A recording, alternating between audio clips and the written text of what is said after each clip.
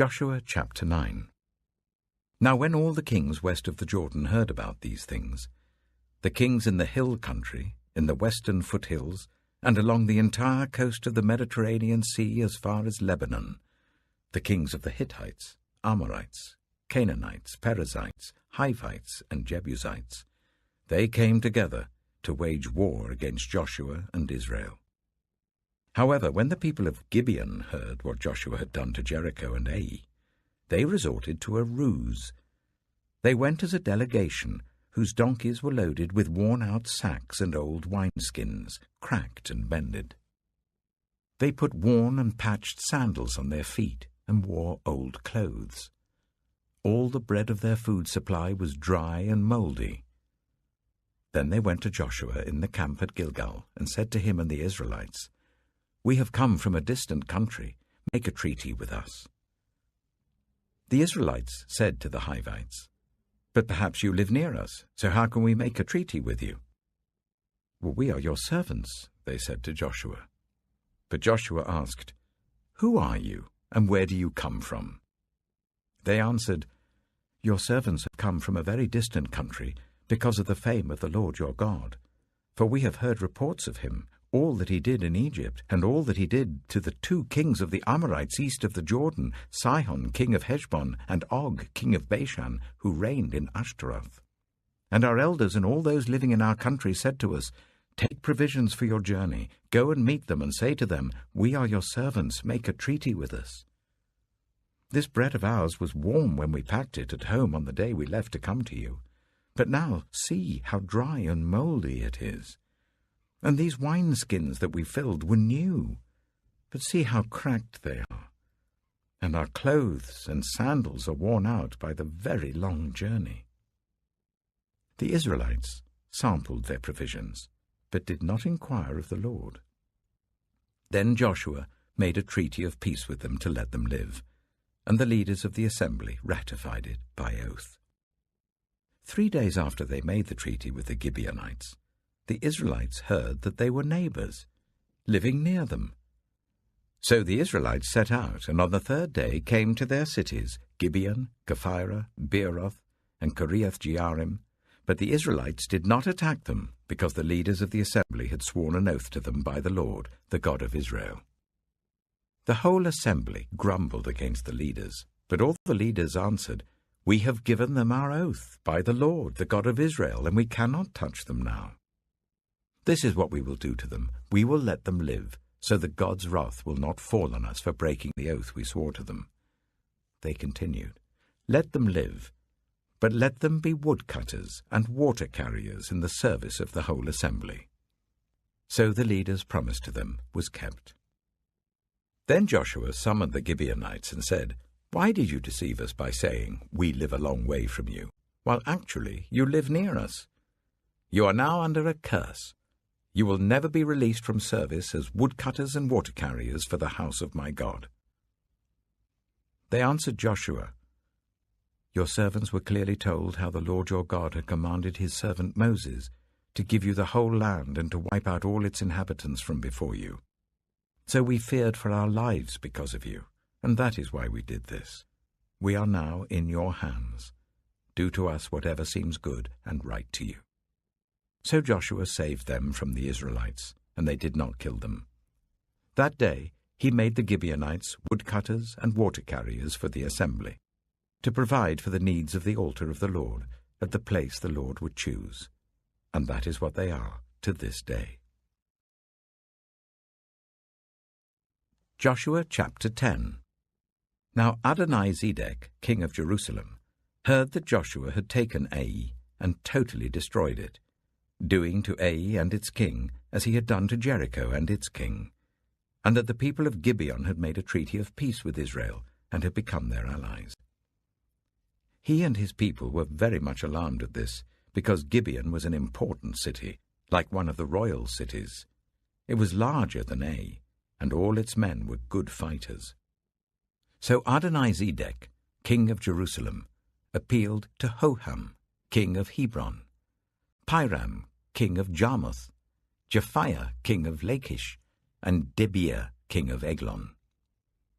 "Come up and help me attack Gibeon," he said, because it has made peace with Joshua and the Israelites. Then the 5 kings of the Amorites, the kings of Jerusalem, Hebron, Jarmuth, Lachish, and Eglon, joined forces. They moved up with all their troops and took up positions against Gibeon and attacked it.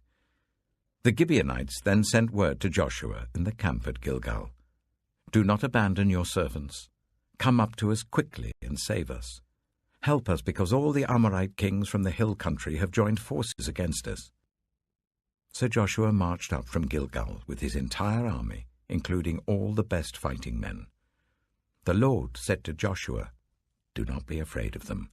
I have given them into your hand. Not one of them will be able to withstand you." After an all-night march from Gilgal, Joshua took them by surprise.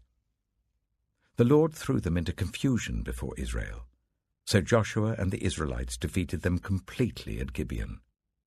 Israel pursued them all along the road going up to Beth-horon, and cut them down all the way to Azekah and Makkedah.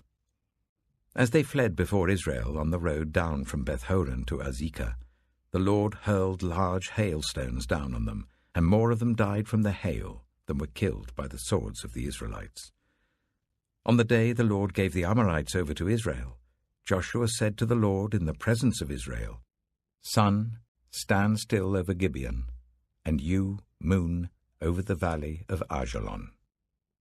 So the sun stood still, and the moon stopped, till the nation avenged itself on its enemies, as it is written in the book of Jasher. The sun stopped in the middle of the sky and delayed going down about a full day. There has never been a day like it before or since, a day when the Lord listened to a human being. Surely the Lord was fighting for Israel. Then Joshua returned with all Israel to the camp at Gilgal. Now the 5 kings had fled and hidden in the cave at Makkedah. When Joshua was told that the 5 kings had been found hiding in the cave at Makkedah, he said, "Roll large rocks up to the mouth of the cave and post some men there to guard it. But don't stop. Pursue your enemies. Attack them from the rear, and don't let them reach their cities, for the Lord your God has given them into your hand."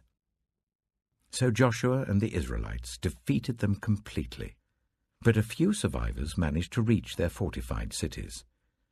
The whole army then returned safely to Joshua in the camp at Makkedah, and no one uttered a word against the Israelites. Joshua said, "Open the mouth of the cave and bring those 5 kings out to me." So they brought the 5 kings out of the cave, the kings of Jerusalem, Hebron, Jarmuth, Lachish, and Eglon. When they had brought these kings to Joshua, he summoned all the men of Israel and said to the army commanders who had come with him, "Come here and put your feet on the necks of these kings." So they came forward and placed their feet on their necks. Joshua said to them, "Do not be afraid, do not be discouraged. Be strong and courageous. This is what the Lord will do to all the enemies you are going to fight." Then Joshua put the kings to death and exposed their bodies on 5 poles, and they were left hanging on the poles until evening. At sunset, Joshua gave the order, and they took them down from the poles and threw them into the cave where they had been hiding. At the mouth of the cave, they placed large rocks, which are there to this day. That day, Joshua took Makkedah. He put the city and its king to the sword and totally destroyed everyone in it. He left no survivors, and he did to the king of Makkedah as he had done to the king of Jericho. Then Joshua and all Israel with him moved on from Makkedah to Libnah and attacked it. The Lord also gave that city and its king into Israel's hand. The city and everyone in it Joshua put to the sword. He left no survivors there, and he did to its king as he had done to the king of Jericho. Then Joshua and all Israel with him moved on from Libnah to Lachish. He took up positions against it and attacked it. The Lord gave Lachish into Israel's hands, and Joshua took it on the 2nd day. The city and everyone in it he put to the sword, just as he had done to Libnah. Meanwhile, Horam, king of Gezer, had come up to help Lachish, but Joshua defeated him and his army until no survivors were left. Then Joshua and all Israel with him moved on from Lachish to Eglon. They took up positions against it and attacked it. They captured it that same day and put it to the sword and totally destroyed everyone in it, just as they had done to Lachish. Then Joshua and all Israel with him went up from Eglon to Hebron and attacked it. They took the city and put it to the sword together with its king, its villages, and everyone in it. They left no survivors. Just as at Eglon, they totally destroyed it and everyone in it. Then Joshua and all Israel with him turned round and attacked Debir. They took the city, its king, and its villages, and put them to the sword. Everyone in it they totally destroyed. They left no survivors. They did to Debir and its king as they had done to Libnah and its king, and to Hebron. So Joshua subdued the whole region, including the hill country, the Negev, the western foothills, and the mountain slopes, together with all their kings. He left no survivors. He totally destroyed all who breathed, just as the Lord, the God of Israel, had commanded. Joshua subdued them from Kadesh Barnea to Gaza, and from the whole region of Goshen to Gibeon. All these kings and their lands Joshua conquered in one campaign, because the Lord, the God of Israel, fought for Israel. Then Joshua returned with all Israel to the camp at Gilgal. Joshua chapter 11. When Jabin, king of Hazor, heard of this, he sent word to Jobab, king of Madon, to the kings of Shimron and Akshaph, and to the northern kings who were in the mountains, in the Arabah south of Kinnereth, in the western foothills, and in Naphoth Dor on the west, to the Canaanites in the east and west, to the Amorites, Hittites, Perizzites, and Jebusites in the hill country, and to the Hivites below Hermon in the region of Mizpah. They came out with all their troops, and a large number of horses and chariots, a huge army, as numerous as the sand on the seashore. All these kings joined forces and made camp together at the waters of Merom to fight against Israel. The Lord said to Joshua, "Do not be afraid of them, because by this time tomorrow I will hand all of them, slain, over to Israel. You are to hamstring their horses and burn their chariots." So Joshua and his whole army came against them suddenly at the waters of Merom and attacked them, and the Lord gave them into the hand of Israel. They defeated them and pursued them all the way to Greater Sidon, to Misrephoth Maim, and to the valley of Mizpah on the east, until no survivors were left. Joshua did to them as the Lord had directed. He hamstrung their horses and burned their chariots. At that time, Joshua turned back and captured Hazor and put its king to the sword. Hazor had been the head of all these kingdoms. Everyone in it they put to the sword. They totally destroyed them, not sparing anyone that breathed, and he burned Hazor itself. Joshua took all these royal cities and their kings and put them to the sword. He totally destroyed them, as Moses, the servant of the Lord, had commanded.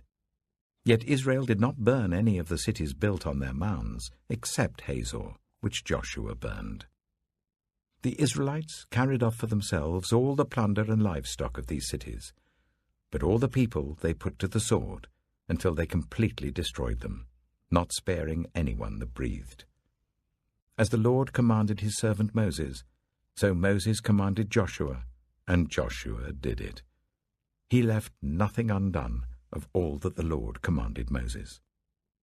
So Joshua took this entire land, the hill country, all the Negev, the whole region of Goshen, the western foothills, the Arabah, and the mountains of Israel with their foothills, from Mount Halak, which rises towards Seir, to Baal Gad in the valley of Lebanon below Mount Hermon. He captured all their kings and put them to death.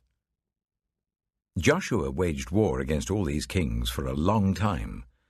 Except for the Hivites living in Gibeon, not one city made a treaty of peace with the Israelites, who took them all in battle. For it was the Lord himself who hardened their hearts to wage war against Israel, so that he might destroy them totally, exterminating them without mercy, as the Lord had commanded Moses. At that time Joshua went and destroyed the Anakites from the hill country, from Hebron, Debir, and Anab, from all the hill country of Judah, and from all the hill country of Israel. Joshua totally destroyed them and their towns. No Anakites were left in Israelite territory. Only in Gaza, Gath, and Ashdod did any survive. So Joshua took the entire land, just as the Lord had directed Moses, and he gave it as an inheritance to Israel, according to their tribal divisions. Then the land had rest from war. Psalm 78. My people, hear my teaching. Listen to the words of my mouth. I will open my mouth with a parable. I will utter hidden things, things from of old, things we have heard and known, things our ancestors have taught us. We will not hide them from their descendants. We will tell the next generation the praiseworthy deeds of the Lord, his power, and the wonders he has done. He decreed statutes for Jacob and established the law in Israel, which he commanded our ancestors to teach their children, so the next generation would know them, even the children yet to be born, and they in turn would tell their children. Then they would put their trust in God, and would not forget his deeds, but would keep his commands. They would not be like their ancestors, a stubborn and rebellious generation, whose hearts were not loyal to God, whose spirits were not faithful to him. The men of Ephraim, though armed with bows, turned back on the day of battle. They did not keep God's covenant and refused to live by his law. They forgot what he had done, the wonders he had shown them. He did miracles in the sight of their ancestors, in the land of Egypt, in the region of Zoan. He divided the sea and led them through. He made the water stand up like a wall. He guided them with the cloud by day and with light from the fire all night. He split the rocks in the wilderness and gave them water as abundant as the seas. He brought streams out of a rocky crag and made water flow down like rivers. But they continued to sin against him, rebelling in the wilderness against the Most High. They willfully put God to the test by demanding the food they craved. They spoke against God. They said, "Can God really spread a table in the wilderness?" True, he struck the rock, and water gushed out, streams flowed abundantly, but can he also give us bread? Can he supply meat for his people? When the Lord heard them, he was furious. His fire broke out against Jacob, and his wrath rose against Israel, for they did not believe in God or trust in his deliverance. Yet he gave a command to the skies above and opened the doors of the heavens. He rained down manna for the people to eat. He gave them the grain of heaven. Human beings ate the bread of angels. He sent them all the food they could eat. He let loose the east wind from the heavens, and by his power made the south wind blow. He rained meat down on them like dust, birds like sand on the seashore. He made them come down inside their camp, all around their tents. They ate till they were gorged. He had given them what they craved. But before they turned from what they craved, even while the food was still in their mouths, God's anger rose against them. He put to death the sturdiest among them, cutting down the young men of Israel. In spite of all this, they kept on sinning. In spite of his wonders, they did not believe. So he ended their days in futility and their years in terror. Whenever God slew them, they would seek him. They eagerly turned to him again. They remembered that God was their rock, that God Most High was their Redeemer. But then they would flatter him with their mouths, lying to him with their tongues. Their hearts were not loyal to him. They were not faithful to his covenant. Yet he was merciful. he forgave their iniquities and did not destroy them. Time after time he restrained his anger and did not stir up his full wrath. He remembered that they were but flesh, a passing breeze that does not return. How often they rebelled against him in the wilderness and grieved him in the wasteland. Again and again they put God to the test. They vexed the Holy One of Israel. They did not remember his power. The day he redeemed them from the oppressor, the day he displayed his signs in Egypt, his wonders in the region of Zoan. He turned their river into blood. They could not drink from their streams. He sent swarms of flies that devoured them and frogs that devastated them. He gave their crops to the grasshopper, their produce to the locust. He destroyed their vines with hail and their sycamore figs with sleet. He gave over their cattle to the hail, their livestock to bolts of lightning. He unleashed against them his hot anger, his wrath, indignation, and hostility, a band of destroying angels. He prepared a path for his anger. He did not spare them from death, but gave them over to the plague. He struck down all the firstborn of Egypt, the firstfruits of manhood in the tents of Ham. But he brought his people out like a flock. He led them like sheep through the wilderness. He guided them safely, so they were unafraid. But the sea engulfed their enemies. And so he brought them to the border of his holy land, to the hill country his right hand had taken. He drove out nations before them and allotted their lands to them as an inheritance. He settled the tribes of Israel in their homes. But they put God to the test and rebelled against the Most High. They did not keep his statutes. Like their ancestors, they were disloyal and faithless, as unreliable as a faulty bow. They angered him with their high places. They aroused his jealousy with their idols. When God heard them, he was furious. He rejected Israel completely. He abandoned the tabernacle of Shiloh, the tent he had set up among humans. He sent the ark of his might into captivity, his splendor into the hands of the enemy. He gave his people over to the sword.